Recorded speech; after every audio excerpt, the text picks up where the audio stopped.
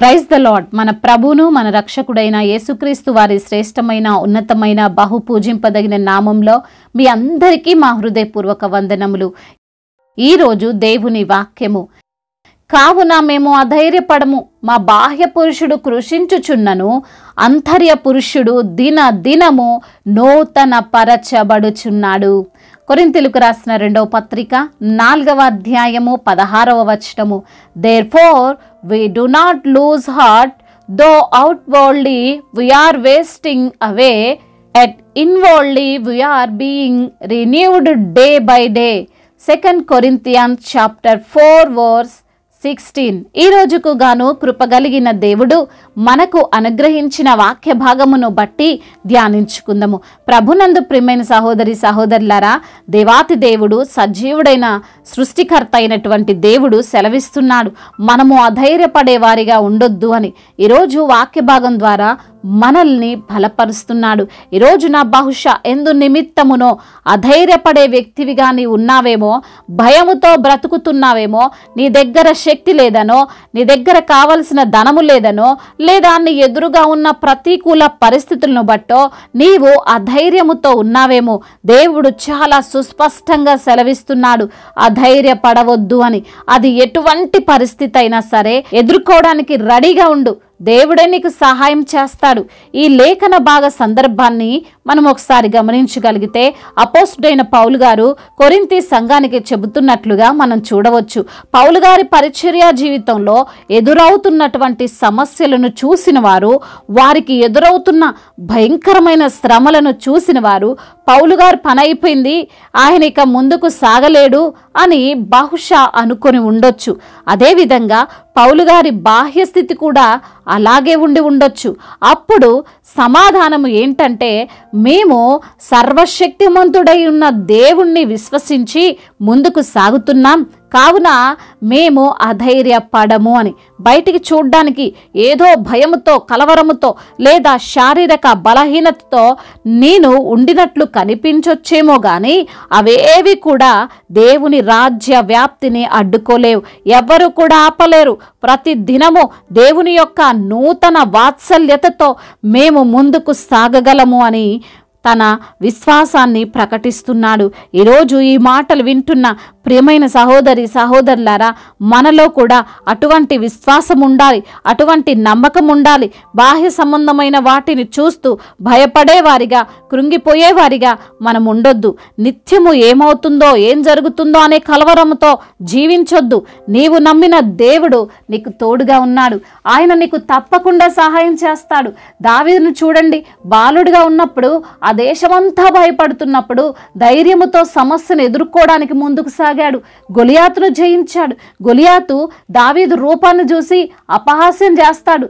నా దగ్గరికి రమ్ము, నీ మాంసమును ఆకాశ పక్షులకును భూమృగములకును ఇచ్చివేతునని ఆ ఫిలిస్తీయుడు దావీదుతో అనే మాటను మనం అక్కడ చూడవచ్చు. ఎందుకు ఆ ఫిలిస్తీయుడైన గొలియాతు ఆ మాట అన్నాడంటే, అంతకుముందు వచనంలో వ్రాయబడి ఉంది, దావీదు బాలుడై ఉన్నాడని. గొలియాతు ఉద్దేశం, హృదయములో ఆలోచన ఏంటంటే, ఈ చిన్న పిల్లవాడు నాకు పెద్ద సమస్య కానే కాదు, ఒక్కసారి కత్తిని ఆడిస్తే 100 ముక్కలవుతాడు, ఒక్క నిమిషంలో వీడిని చంపగలను అని అనుకుంటున్నాడు. బయట నుండి యుద్ధాన్ని చూస్తున్న ఫిలిస్తీన్లకు, ఇటు ఇజ్రాయేలీలకు బహుశా అలాగే ఉండొచ్చేమో. కానీ దావీదు మాత్రం చూడ్డానికి చిన్నగా ఉన్నప్పటికీ బలమైన ఆకాంక్షతో ఉన్నాడు, నేను ఈ ఫిలిస్తీన్ని చంపగలను అని. అతనిలో అధైర్యం అనేది ఎంత మాత్రము లేదు. చూడ్డానికి బలహీనుడే, ఆయుధములు లేనివాడే, కానీ అతడు దేవుని ఆత్మ ద్వారా నింపబడి బలాన్ని పొందుకున్న వ్యక్తి. ఈ లోక సృష్టికర్త అయిన దేవుని సహాయము ఉంది అని గ్రహించిన వ్యక్తి. అందుకే అతనిలో కలవరమో, భయమో, దిగులు, ఏమవుతుందో అన్న సందేహమో, ఆందోళన, గెలవకపోతే ఎలా అనే అనుమానమో ఏవి కూడా లేవండి. ఈ రోజున నీ పరిస్థితి బయట నుండి చూడడానికి నిజంగానే బలహీనంగా ఉన్నదేమో, ఏమీ చేయలేని వ్యక్తివిగా అందరికీ నీవు కనబడుతున్నావేమో, ఆర్థికంగా ఉన్నతమైన వ్యక్తివి కాదు, ఆరోగ్యము సహకరించడం లేదు, నీవు అనుకున్న గమ్యానికి చేరే సామర్థ్యం లేదు, ఈ లోకంలో ఎవరి సపోర్ట్ లేదు అని ఇలా అనేక కారణాలు చూస్తూ నేనేం చేయలేనండి, నా వలన కాదు, నేను పోరాడి అలసిపోయానని చేతులెత్తేస్తున్నావా? ఆగిపోవాలనుకుంటున్నావా? అధైర్యపడకు. అపవాది నిన్ను మాయ చేస్తున్నాడు. బయట ఉన్న సమస్యలు, కుటుంబ పరిస్థితులు, ఏవో బలహీనతల్లో చూపించి నిన్ను నిరుత్సాహానికి గురి చేస్తున్నాడు. దేవుని యొక్క శక్తి ఏమిటో, ఆయన ఏమి చేయగలడో అనే విషయాన్ని నీవు గ్రహించకుండా మరుగు చేస్తున్నాడు.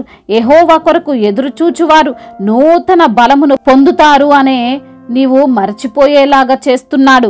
నీ ఎదుట ఉన్నది ఎంత పెద్ద భయంకరమైన సమస్య అయినా సరే నీవు అధైర్యపడకు. పరిస్థితులు ఎంతగా దిగజారిపోతున్నా సరే ఆశలు వదిలివేయకు. ఎందుకంటే నీవు ఒంటరిగా పోరాడడం లేదు, నీ శక్తితో బలముతో వాటిని ఎదుర్కోవడం లేదు. యేసయ్య మహాశక్తి ద్వారా, ఆయన బలమైన కృప ద్వారా నీవు వాటితో పోరాడబోతున్నావు. అది అనారోగ్యమైన, కుటుంబ సమస్యలైనా, అప్పుల సమస్యలైనా, ఏవైనా సరే నీవు వాటిని జయించగలవు. దినదినము దేవుని యొక్క శక్తితో దేవుడు నిన్ను నింపుతాడు.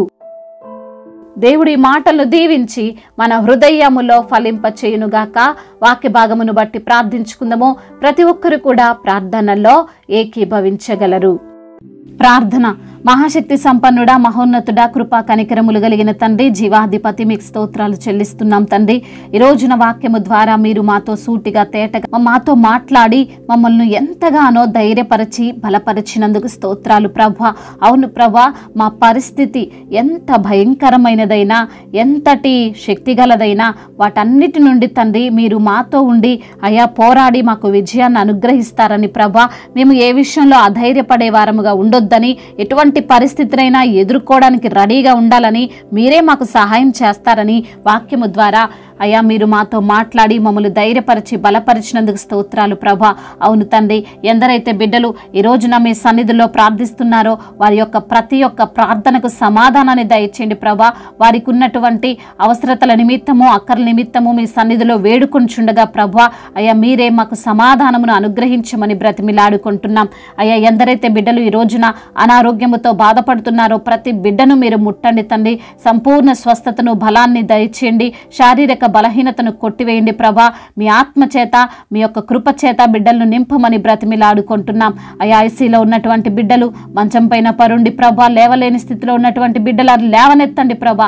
అయా మీ యొక్క తండ్రి కృప ప్రతి బిడ్డపై ఉంచమని బ్రతిమిలాడుకుంటున్నాం. మీ సన్నిధిలో సాక్షులుగా వారిని నిలవబెట్టండి. ఆర్థిక సమస్యలను కొట్టివేయండి తండ్రి. అప్పుల భారాల నుండి విడుదలను అనుగ్రహించండి తండ్రి. అదేవిధంగా కుటుంబ సమస్యలు, కుటుంబ కలహాలు, భార్యాభర్తల మధ్య విభేదాలు, అయా ఆస్తి తగాదాలు, అయా మరి తండ్రి ఇరుగు పొరుగు వారి మధ్య విభేదాలు, వీటన్నిటి నుండి కూడా విడుదల దయచేయండి. ప్రేమ కలిగి అయ్యా ఎల్లప్పుడూ సత్యము చెబుతుండే బిడ్డలుగా ప్రతి బిడ్డను మీరు నిలవబెట్టుకోండి ప్రభా. అదేవిధంగా కుటుంబంలో నెమ్మదిని దయచేయండి అయ్యా మరి తండ్రి. శాంతిని అనుగ్రహించమని బ్రతిమిలాడుకుంటున్నాం. ఉద్యోగ సమస్యలను కొట్టివేయండి. ఉద్యోగం కొరకు ఎదురు చూస్తున్న బిడ్డల విషయంలో గొప్ప కార్యాన్ని మీరు జరిగించండి. ఉద్యోగం చేస్తూ ఏమైనా ఆటంకాల మధ్యలో ఉంటే ఆ ఆటంకాలన్నిటినీ కొట్టివేయండి ప్రభా. అయ్యా మరి తండ్రి వ్యాపారాలు చేసుకునే ప్రతి బిడ్డకు మీరు తోడై ఉండండి. వారి యొక్క వ్యాపారము ఫలింప చేయమని బ్రతిమిలాడుకుంటున్నాం. అదేవిధంగా నా తండ్రి చేతి పని చేసుకునే ప్రతి బిడ్డకు మీరు తోడుగా ఉండండి.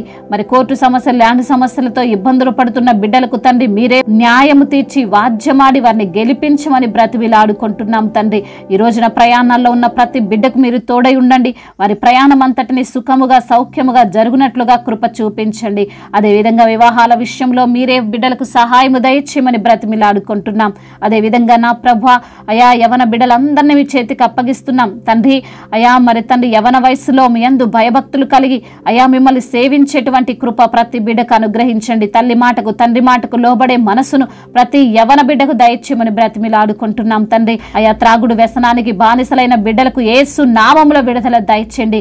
అయా వ్యభిచార ఎడిక్షన్స్ కి, అదేవిధంగా గేమ్ ఎడిక్షన్స్ కి అయా మరి తండ్రి అలవాటు పడిపోయిన ప్రభా వారి జీవితాలను పతనం చేసుకున్న ప్రతి బిడ్డతో మీరు మాట్లాడండి. రక్షణ లేని ప్రతి బిడ్డకు రక్షణ దయచేయండి. మారు మనసు లేని ప్రతి బిడ్డకు మారు మనసును దయచేయండి. సంతానము లేక బాధపడుతున్నారు, వారిని బట్టి ప్రార్థిస్తున్నాం.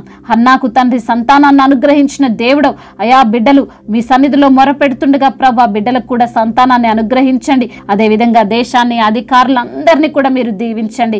ఇతర దేశాల్లో ఉంటున్న ప్రతి బిడ్డకు మీరు తోడుగా ఉండండి అయా. అదేవిధంగా దైవ సేవకులందరికీ మీరు తోడై ఉండండి అయా. తగిన ప్రతిఫలమును వారికి మీరు అనుగ్రహించండి. అనేక ఆత్మలను మీ కొరకు సంపాదించే కృపను దయచేయండి అయ్యా. మీ రాకడ కొరకు ఎదురు చూసే సంఘాలుగా ప్రతి ఒక్క సంఘాన్ని నిష్కల్మషంగా ఉండునట్లుగా కృప చూపించమని బ్రతిమిలాడుకుంటూ నజరేయుడైన యేసుక్రీస్తు వారి ఉన్నతమైన నామంలో ఈ ప్రార్థనను అడిగి వేడుకొని పొందుకొని ఉన్నాము మా ప్రియ పరలోకపు తండ్రి.